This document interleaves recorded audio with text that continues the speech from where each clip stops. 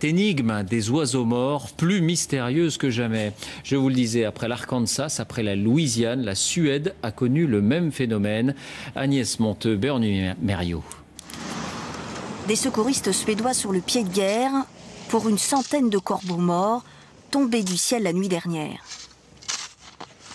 Même étrange phénomène la veille de l'autre côté de l'Atlantique, avec 500 oiseaux écrasés sur le sol en Louisiane, état voisin de l'Arkansas, où des milliers de carouges avaient déjà été retrouvés morts la nuit du Nouvel An, et tous présentent les mêmes symptômes.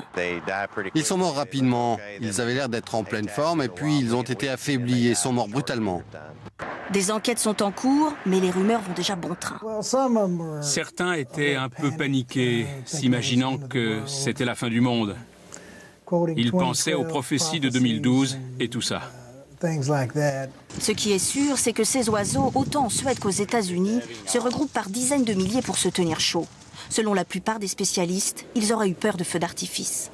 Les oiseaux pris de panique ont décollé très rapidement et ont cherché classiquement à aller se poser à couvert sur le sol pour fuir un danger qu'ils n'ont pas identifié et n'ayant pas une bonne vue nocturne, ils se sont écrasés contre l'asphalte des rues.